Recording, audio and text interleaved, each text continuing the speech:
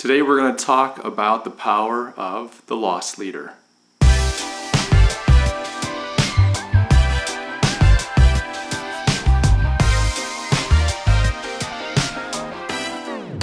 Hey, what's going on, guys? It's Mike Gastin, and this is number 4 in a multi-part series on pricing strategies.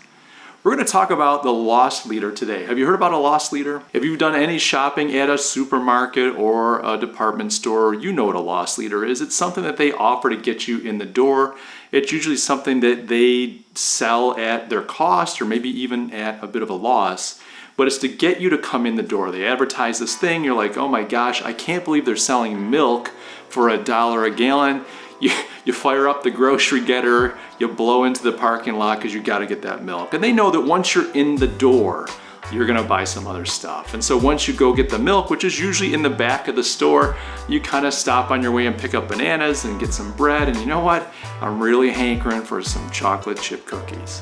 Next thing you know, you've dropped about $100. You're back in the van on your way home. And that's the loss leader. It's just to get the customer in the door so that you can start to do real business with them. And yeah, they may have lost $1 or $2 on that gallon of milk, but they made up for it and all those other items that you purchased while you were there.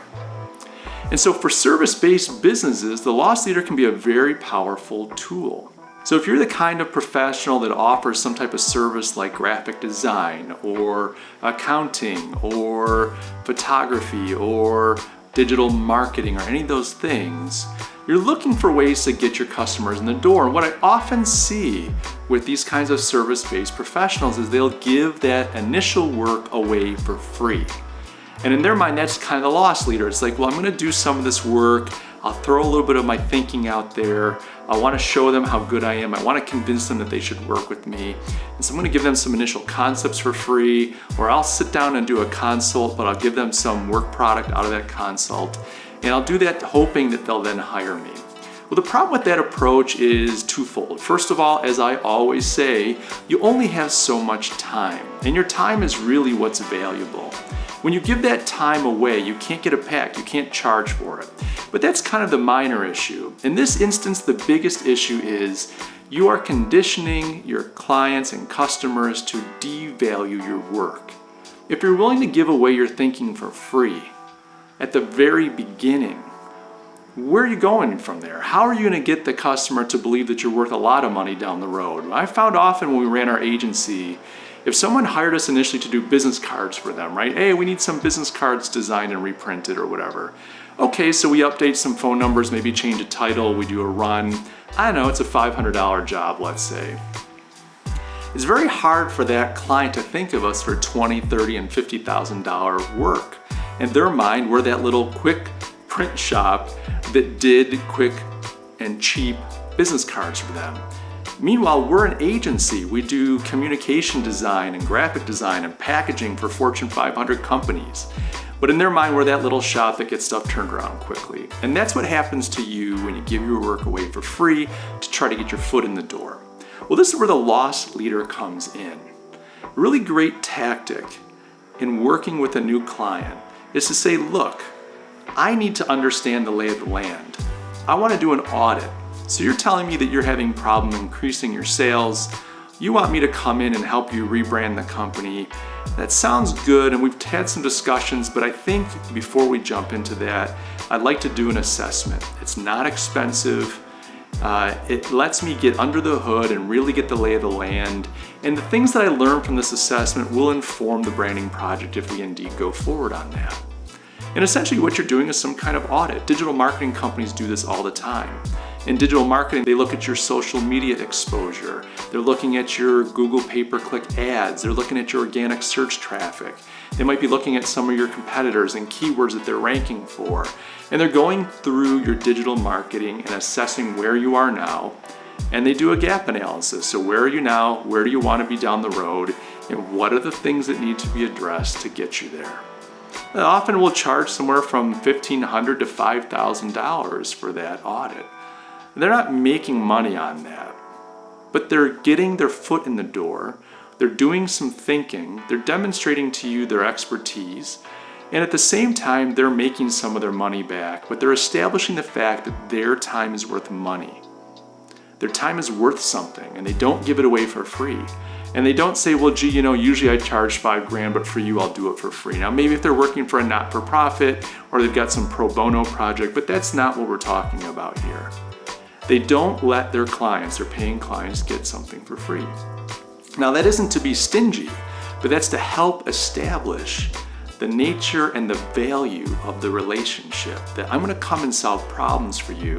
I bring a lot of expertise. I have a phenomenal team with me, but there's some value in that, and I'm going to give it to you at a fair rate. I know this is our first time working together.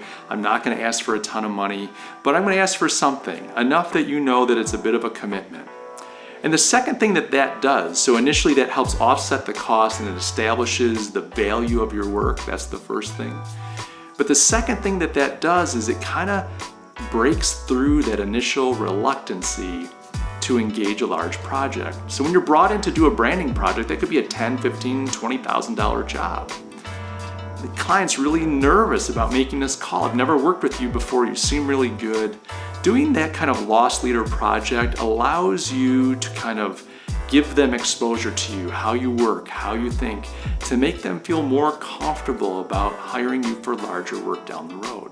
Now, I don't do this all the time with my consulting clients. It's something that we used to do with our agency. It is something that has a lot of value. But if you are a freelancer, a consultant, some type of developer, designer, business consultant, whatever that is, I would recommend that you look into the loss leader and specifically conducting audits. The nice thing for the client is they get to try you out. $2,500 is not a huge risk for most clients. And at the end, they have work product. They have something that they can take and say, okay, I've got this assessment. I have the gap analysis, and it has recommendations in it. It's a pathway forward. Whether I hire the person that did this for me or not, I have a roadmap now of some of the problems that I have to solve and how I should tackle them. Now, ideally, you're the person at the table that can do that for them, or maybe you can do a majority of those things, but some of the other things they'll need to bring someone else in. But you've delivered something of value, you've been paid for it, you've broken through that barrier of paying and trust, and you've developed the relationship and moved it forward, all while creating value and getting paid for it. Not too bad. So I would encourage you, take a look at the Loss Leader. It's a great tool, especially if you're trying to move up the market. So for instance, if you're trying to land work that's beyond what you typically do, you can't show a portfolio of really effective work at that level, doing some type of audit or assessment lets you get your foot in the door, lets the client try you out with low risk, and it makes them more comfortable to trust you with a larger project that you can't necessarily show that you've done before in your portfolio. You know you can do it, but you're trying to grow your business and you're trying to go up the strategy continuum or strata. This lets you do that at a low risk to both you and them. Guys, I hope this was useful. I hope that you can take it and apply it to your business. If you have any questions or comments or thoughts that you'd like to share, just leave a comment in the section below. If you haven't already, do me a favor and please subscribe. I'm building this channel around entrepreneurship, about human creativity, value creation, wealth, things like abundance and fulfillment. I'm just so excited about the human ability to create and to transform and to make the world different than it was. We're created and designed with this ability, and that's what I like talking about. And I like talking about it in the context of free markets and entrepreneurship and business. So if you are into those things, do me a favor and join. I'd love to have you become part of the community. Guys, thanks so much. I love you all, and I'll see you in the next video.